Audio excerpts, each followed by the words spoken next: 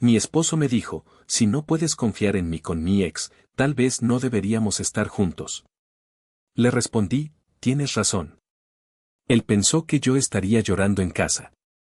Pero a la mañana siguiente, no solo empaqué mis cosas. Convoqué una junta directiva de emergencia. Cuando me testeó, ¿qué estás haciendo?, le envié una selfie, desde la silla de su director general. Me llamo Lorena, tengo 32 años, y hasta hace 6 meses, creía que mi esposo, Damián, de 34, era el arquitecto de mi felicidad. Vivíamos en un departamento bañado por el sol en el corazón de Polanco, en la Ciudad de México, un monumento de 300 páginas en una revista de diseño. Desde nuestros ventanales, el castillo de Chapultepec parecía un centinela vigilando nuestra vida perfecta. Damián era un gerente en ascenso en una prestigiosa firma de inversiones, el tipo de hombre cuya confianza llenaba cualquier habitación. Yo, por mi parte, era su esposa creativa, una consultora freelance que trabajaba desde casa. Era una fachada que yo misma había construido con esmero, una cortina de humo para ocultar una verdad mucho más compleja. Para Damián y su familia, mi trabajo era un pasatiempo adorable, un negocito que me mantenía ocupada mientras él conquistaba el mundo corporativo. Es bueno que tengas tus proyectos, mi amor, solía decir, con una palmada condescendiente en la espalda. Así aportas para tus gustos. Él no tenía idea de que mis gustos incluían la propiedad mayoritaria de la empresa para la que él trabajaba. Esta vida de secretos no nació del engaño, sino de una herida profunda. Años antes de conocer a Damián, tuve una relación que terminó en desastre. Mi primer gran éxito empresarial, una pequeña startup tecnológica, fue casi destruido por un novio que vio mi ambición no como una cualidad, sino como un recurso para explotar. Me robó ideas, intentó quitarme clientes y, cuando lo confronté, me acusó de estar loca y paranoica. Esa traición me enseñó a proteger mi imperio. Así nació KLU Holdings, una fortaleza anónima donde yo era la reina oculta, moviendo los hilos a través de Santiago, mi leal director general. Cuando Damián entró en mi vida, con su encanto fácil y sus promesas de un amor honesto, quise creerle. Vi en él una oportunidad para sanar, para ser simplemente Lorena, la mujer, no la estratega multimillonaria. Le di mi corazón, pero mantuve mi nombre fuera de los documentos de KLU Holdings. Era mi póliza de seguro, mi prueba de fuego silenciosa. Durante 4 años, pareció que había acertado. Hasta que Nuria regresó. Nuria, su exesposa. Damián la mencionó una tarde de martes, con un cuidado estudiado. Pobre Nuria, dijo, mientras se servía un whisky. Acaba de volver a la ciudad. Otro tipo la dejó. Está destrozada. Lo vi en sus ojos, la necesidad de ser el caballero de brillante armadura. Solo voy a tomar un café con ella, prometió, su voz untada de una falsa compasión. Para levantarle el ánimo. Nada más. Ese nada más fue la primera piedra de un camino que nos llevaría al infierno. Y yo, con la esperanza terca de quien se niega a ver la verdad, lo dejé dar el primer paso. El café para levantar el ánimo se convirtió en una institución de fin de semana. Al principio, eran 2 horas los domingos por la tarde. Luego, se extendieron a almuerzos largos. Pronto, todo su fin de semana comenzó a girar en torno a la frágil existencia de Nuria. Los cambios en Damián no fueron repentinos, sino insidiosos, como una mancha de humedad que se extiende por una pared. Comenzó con su aroma.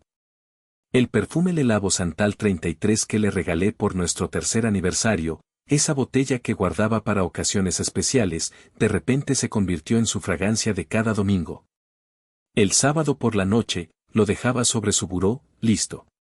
El aroma de nuestras celebraciones ahora era el preludio de su tiempo con ella. Un día, mientras él se vestía con un esmero que no había visto desde nuestras primeras citas, no pude evitarlo. «Hueles increíble», le dije, intentando que sonara casual mientras doblaba una pila de ropa. «¿Tienes una reunión importante con un cliente?» Él se ajustó el cuello de una camisa nueva, una que yo no recordaba haberle comprado. «No, solo el café con Nuria», respondió, sin mirarme al espejo. «Ya sabes, el mundo del arte es muy visual. Hay que dar una buena impresión».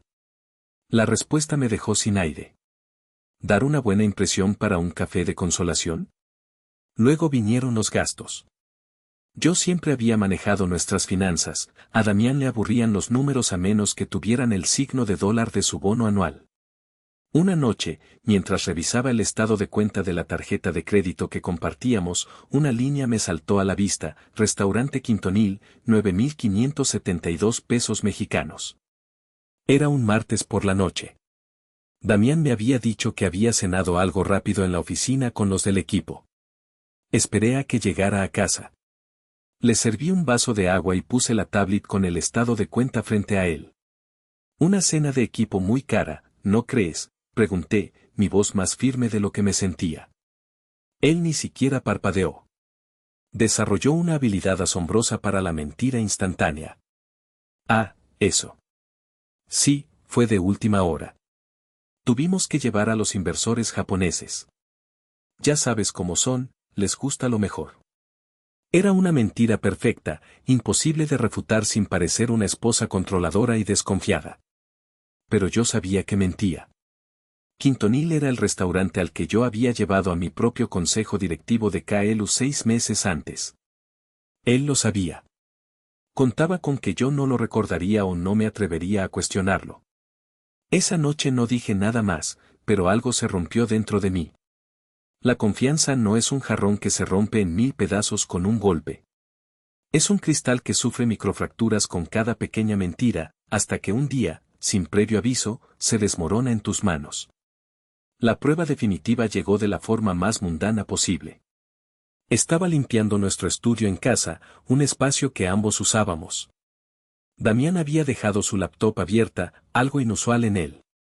Estaba a punto de cerrarla cuando una notificación de calendario apareció en la pantalla: prueba de vestuario para Nuria, sesión de fotos, Vanguardia. Mi corazón dio un vuelco. Hice clic. Era una cita para el sábado siguiente por la mañana, en un estudio de fotografía en la colonia Roma. Ese mismo sábado, él ya me había dicho que tenía un seminario de liderazgo todo el día. Pero lo peor no fue la mentira. Fue el documento adjunto a la cita del calendario. Un borrador de una propuesta de negocios. Lo abrí, y el mundo se detuvo. El título era Mecenazgo Artístico Nuria. El plan era una solicitud de patrocinio para lanzar la carrera de Nuria como fotógrafa. Y el patrocinador al que se dirigía, la entidad a la que Damián planeaba presentarle esta brillante idea, era Proyectos Culturales Innovadores SADCB, una de las subsidiarias más discretas de KLU Holdings. Mi empresa. Él estaba usando los recursos de la compañía que yo dirigía en secreto para financiar a su exesposa, y ni siquiera lo sabía. Sentí un frío glacial recorrer mi cuerpo. Esto ya no era sobre celos o desconfianza. Era una traición a una escala que apenas podía comprender. Cerré la laptop, mis manos temblando. La prueba había terminado. Y mi esposo había reprobado de forma espectacular.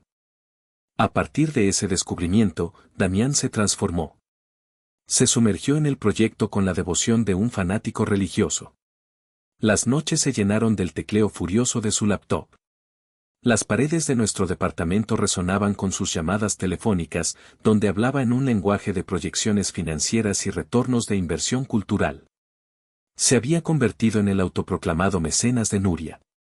Esto nos va a cambiar la vida, Lorena, me dijo una noche, sus ojos brillando con una ambición febril. Cuando consiga este financiamiento, me darán el puesto de director. Seré intocable. La ironía era tan espesa que casi podía ahogarme con ella. Él, luchando por un puesto de director en mi propia compañía, sin tener la menor idea. Yo asentía y sonreía, interpretando el papel de la esposa comprensiva. Estoy muy orgullosa de ti, mi amor, le decía, mientras por dentro, mi corazón se convertía en un trozo de hielo. La presión externa no tardó en llegar. Su madre, Beatriz, me llamaba casi a diario. Su voz, siempre melosa, era un goteo constante de manipulación. Mija, tienes que ser más comprensiva, me decía. Mi hijo es un hombre extraordinario, destinado a grandes cosas. A veces los genios necesitan inspiración. Nuria es solo eso, una musa. Una buena esposa entiende estas cosas y apoya a su marido desde las sombras. Desde las sombras. Beatriz no tenía ni idea de cuán acertada estaba. Yo ya vivía en las sombras, pero eran las sombras desde las que se dirige un imperio, no las sombras de una esposa sumisa. Una tarde, llegué a casa antes de lo esperado. La puerta del estudio estaba entreabierta. Escuché la voz de Damián, no el tono profesional que usaba en sus llamadas de trabajo, sino uno íntimo, casi un susurro. Me detuve, conteniendo la respiración. No te preocupes, mi reina, le decía a Nuria por teléfono. Este proyecto está casi cerrado. Ya hablé con los de abajo, están impresionados. Solo falta la aprobación final del consejo. Vas a ser la artista más importante de México, y todo gracias a mí. Esa última frase fue como una bofetada. Gracias a mí.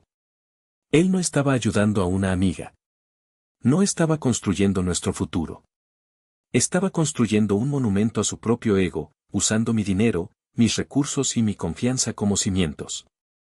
Se veía a sí mismo como el Salvador, el gran hombre detrás de la artista. Y en su gran narrativa, yo ni siquiera figuraba como un personaje secundario. Era, en el mejor de los casos, el escenario silencioso donde su drama se desarrollaba.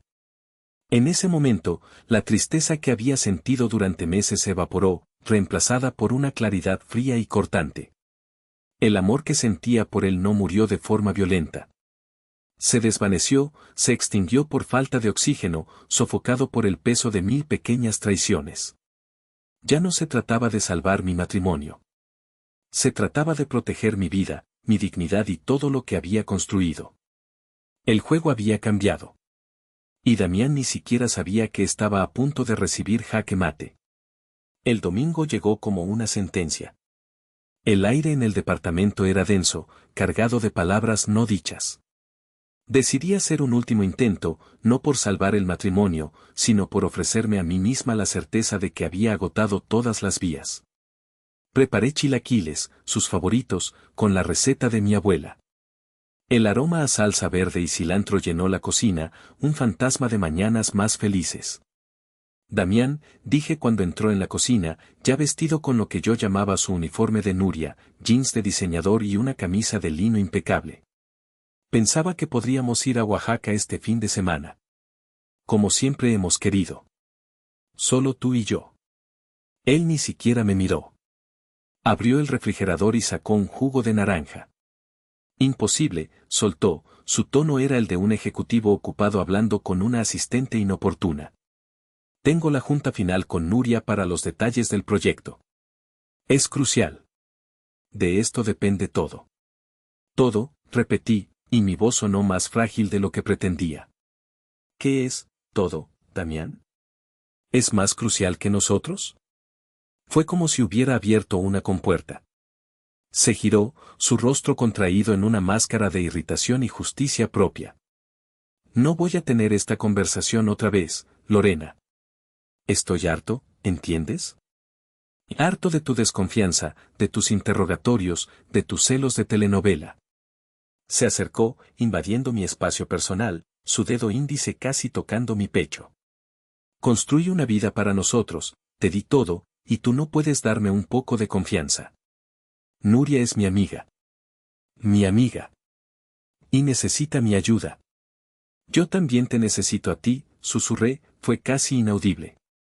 Pero él me escuchó. Y mi necesidad, para él, fue la ofensa final. Se rió, una risa seca, sin alegría. Esto es increíble. Sacudió la cabeza, como si estuviera lidiando con una niña irracional. Y entonces, pronunció las palabras que sellarían su destino. Escúchame bien, Lorena, porque solo lo diré una vez, dijo, su voz bajó a un siseo frío y controlado. O confías en mí y aceptas mi amistad con Nuria, con todo lo que implica, o tal vez no deberíamos estar juntos. El ultimátum quedó suspendido en el aire entre nosotros, vibrando con veneno. Esperaba que yo llorara, que suplicara, que me derrumbara. Esperaba que el miedo a perderlo me hiciera ceder, como siempre. Pero la mujer que lo miraba ya no era la misma. En el silencio que siguió, sentí como todas las piezas de mi vida encajaban.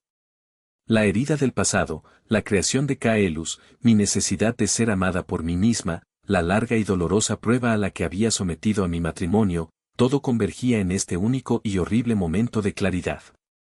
Él no me estaba dando un ultimátum. Me estaba dando una salida. Levanté la barbilla y lo miré directamente a los ojos. Mi voz, cuando hablé, era la de una extraña, tranquila, nivelada y absolutamente final. Tienes razón, dije. La confusión en el rostro de Damián fue casi cómica. Era como ver a un jugador de ajedrez que, tras mover su reina para un jaque mate seguro, se da cuenta de que su oponente ha volteado el tablero y revelado un juego completamente diferente. ¿Qué? Balbuceó, su postura de macho alfa se desinfló visiblemente. ¿Qué dijiste? Dije que tienes razón, repetí, dando un paso atrás para romper la tensión. Si la condición para estar contigo es aceptar esto, entonces no deberíamos estar juntos.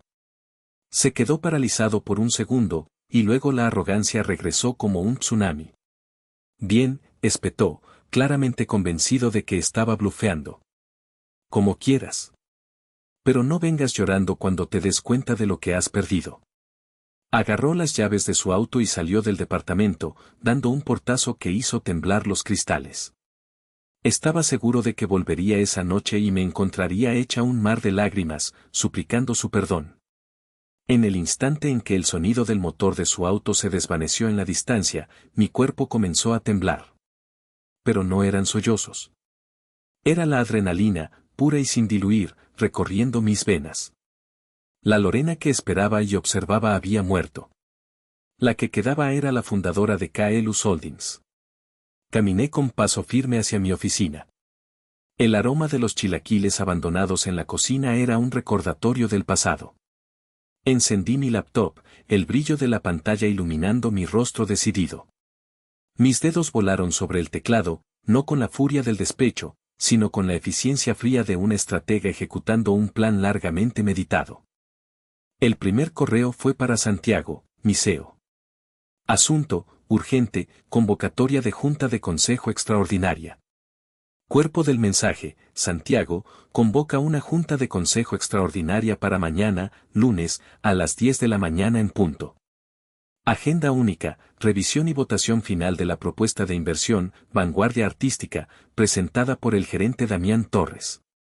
Tu presencia y la de todo el Consejo son obligatorias. Sin excepciones. Enviado. El segundo correo fue para mi abogada personal, una mujer conocida en el medio como el Tiburón. Asunto, ejecución.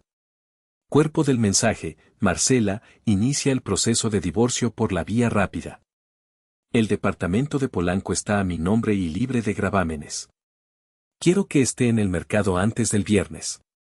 Prepara toda la documentación. Nos vemos mañana. Enviado. Apoyé la espalda en mi silla de cuero, el corazón martilleando contra mis costillas, no por miedo, sino por una extraña y poderosa sensación de liberación.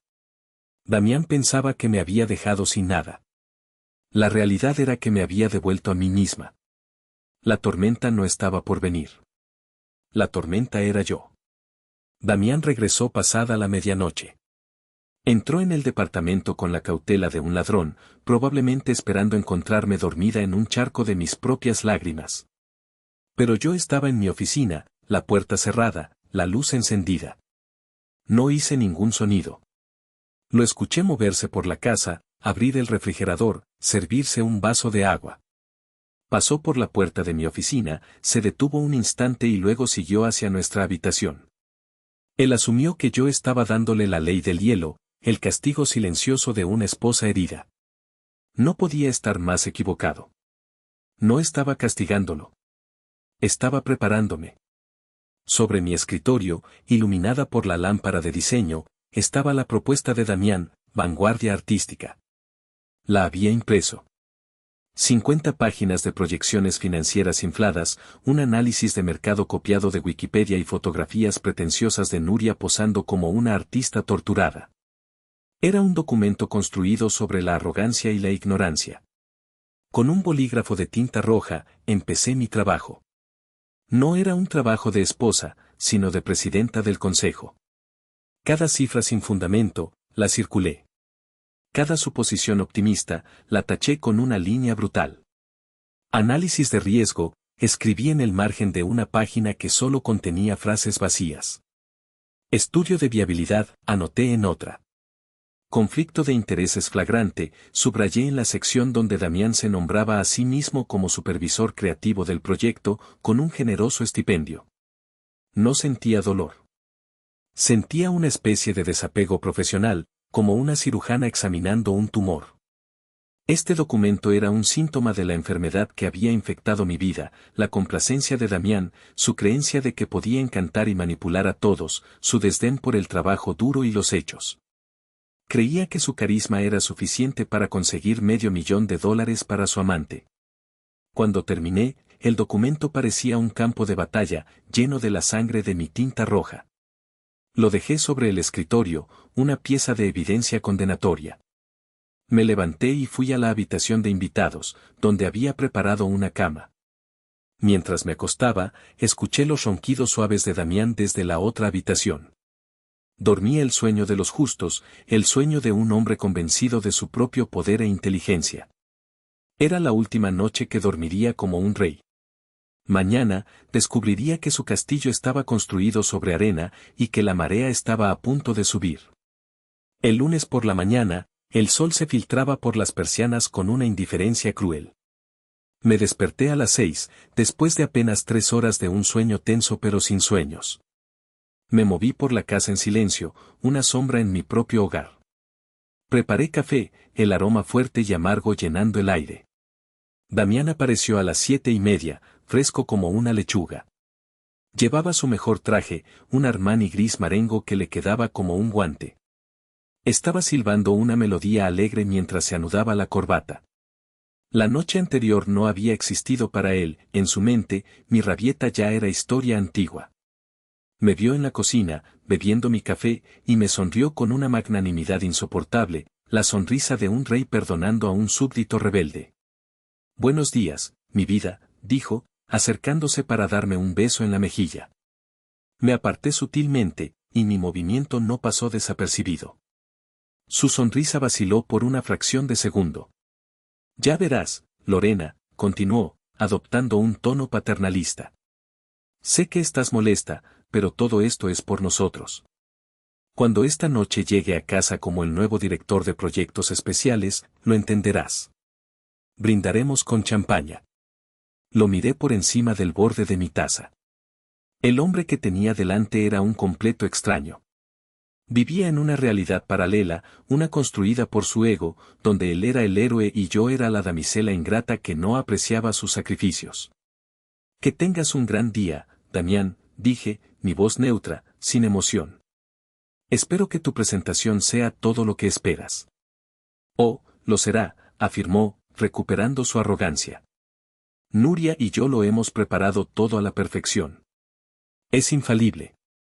Tomó su maletín de cuero, me lanzó una última mirada de «ya lo superarás» y salió del departamento a las 8 en punto. «Tengo que llegar temprano para preparar la sala», dijo. «Quiero que todo sea perfecto para cuando llegue el consejo». En cuanto escuché el ascensor cerrarse, dejé mi taza en el fregadero. Mi propia transformación comenzó. Fui a la habitación de invitados. Sobre la cama, perfectamente planchado, esperaba mi propio uniforme de batalla, un traje sastre de color azul cobalto de Alexander McQueen, tacones de aguja de Louboutin y un discreto collar de perlas. Era la armadura de la presidenta del consejo de KLU Holdings. A las 8:30, mi propio auto, un discreto pero blindado Audi conducido por un chofer, me recogió. Mientras cruzábamos la ciudad hacia el distrito financiero de Santa Fe, observé el caos del tráfico matutino de la Ciudad de México. Damián estaría en algún lugar allí, atrapado en el mismo tráfico, ensayando su discurso, soñando con su victoria. No tenía ni idea de que se dirigía directamente hacia el pelotón de fusilamiento. Y que yo era quien estaba a punto de dar la orden. La sala de juntas de KLU Holdings estaba en el piso 50. Sus paredes de cristal ofrecían una vista panorámica de la ciudad que se extendía hasta los volcanes. Era una sala diseñada para intimidar, para recordar a todos los presentes el poder que se manejaba entre esas 4 paredes. Llegué a las 9:15. Santiago ya me esperaba. Repasamos la estrategia por última vez. Él presidiría la primera parte de la reunión. Yo entraría solo al final, para la votación. A las 10:15 de la mañana, Damián comenzó su presentación. Lo observé desde mi oficina contigua, a través de un monitor de circuito cerrado. Irradiaba confianza. Se movía por la sala como un actor en su escenario, su voz resonando con pasión. Las diapositivas mostraban a Nuria, etérea y artística, junto a gráficos con proyecciones de ganancias absurdas.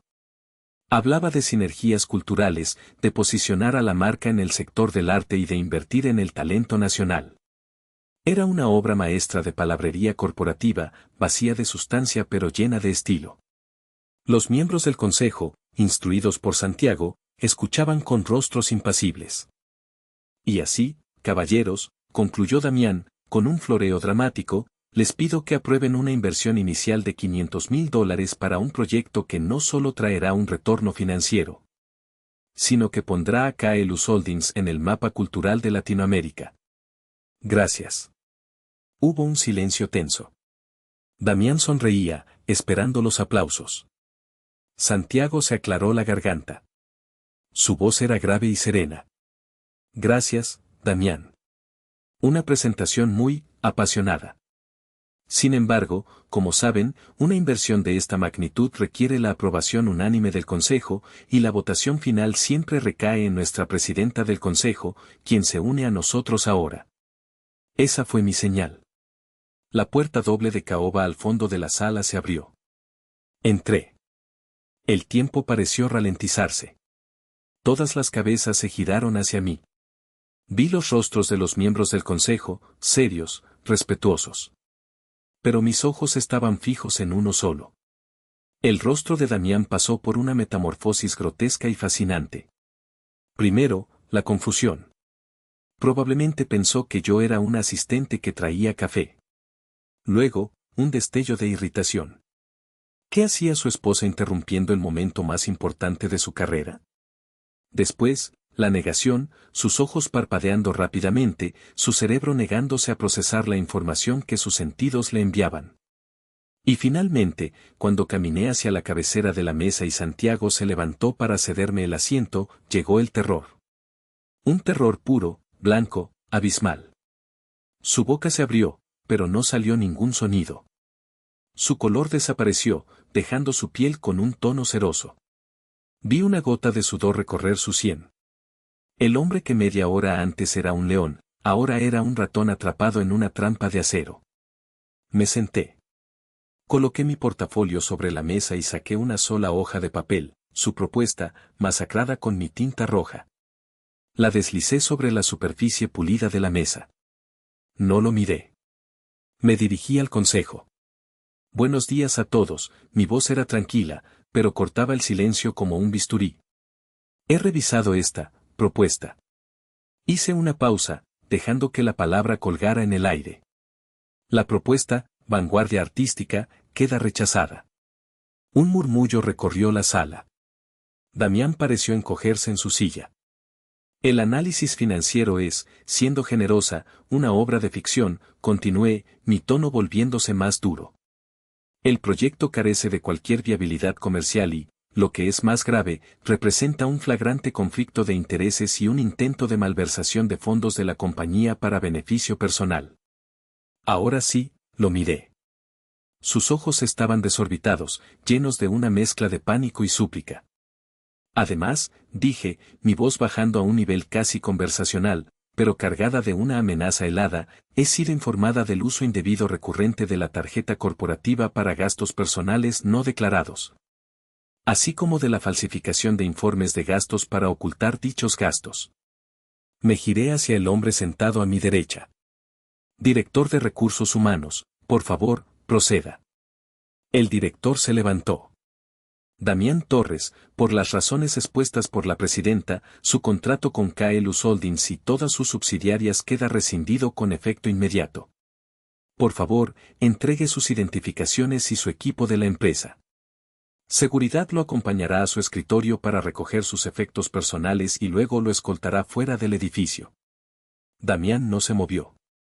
Solo me miraba fijamente, su mundo entero derrumbándose a su alrededor en tiempo real. Y en sus ojos vi la pregunta que no se atrevía a hacer. La pregunta que lo atormentaría por el resto de su vida: ¿cómo? Dos guardias de seguridad, hombres imponentes con trajes que no lograban ocultar su musculatura, entraron en la sala y se colocaron a cada lado de Damián. Él seguía paralizado, su rostro era un lienzo de incredulidad. Uno de los guardias le tocó suavemente el brazo. «Señor Torres, por favor». Ese toque pareció romper el hechizo. Damián se puso de pie bruscamente, tirando su silla hacia atrás. «No pueden hacerme esto», gritó, su voz aguda por el pánico. Su mirada desesperada recorrió los rostros de los miembros del consejo, buscando un aliado, un rescoldo de la admiración que creía haber ganado. No encontró nada. Solo rostros de piedra. Finalmente, sus ojos se clavaron en mí de nuevo. «Lorena. Lorena, por favor. Tenemos que hablar». «No tenemos nada más que hablar, Damián», respondí, mi voz sin inflexiones. «Señores, la junta ha terminado». Lo vi ser escoltado fuera de la sala, su cuerpo antes erguido ahora encorvado por la derrota. La puerta se cerró detrás de él, y un silencio pesado llenó la sala. Me quedé sentada por un momento, la adrenalina comenzando a desvanecerse, dejando un vacío tranquilo en su lugar. No sentía triunfo. No sentía alegría. Solo una profunda y abrumadora sensación de finalidad. Mi teléfono, que había puesto en modo silencioso, comenzó a vibrar sobre la mesa como un animal enloquecido. Sabía quién era. Lo ignoré. Durante la siguiente hora, mientras finalizaba algunos asuntos con el consejo, el teléfono vibró sin cesar. Mensajes de texto, llamadas perdidas, correos de voz. Una sinfonía digital de su desesperación. Cuando finalmente regresé a la soledad de mi verdadera oficina, la oficina de la presidenta, me permití mirar la pantalla. Había docenas de mensajes. Los primeros eran de incredulidad: ¿esto es una broma? Luego, de ira: «me las pagarás, Lorena». Siguieron los de súplica: «mi amor, cometí un error, por favor, hablemos». Y finalmente, los de su madre: «Beatriz, ¿qué le has hecho a mi hijo? Eres una bruja». Borré todo sin leerlo en detalle. No me interesaba su ciclo de dolor. Entonces, llegó un último mensaje, simple, casi patético: «¿Qué estás haciendo?». Miré a mi alrededor. Estaba sentada en una silla de cuero que costaba más que su primer auto. Frente a mí, la Ciudad de México se extendía como un reino a mis pies. Tenía el control. Tenía el poder. Me tenía a mí misma. Tomé mi teléfono. Abrí la cámara frontal. Me tomé una selfie.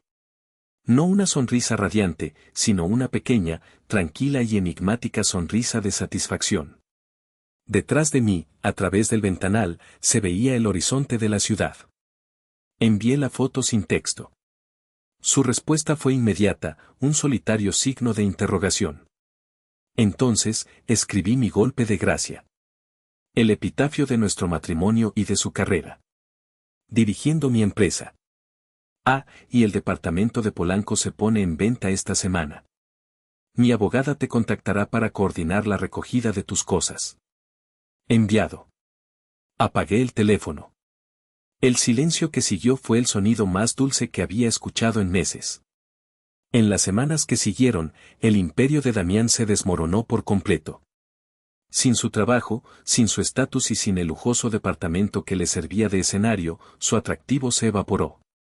Nuria, la artista frágil, lo abandonó en cuanto se dio cuenta de que su mecena se había convertido en un paria sin un centavo a su nombre.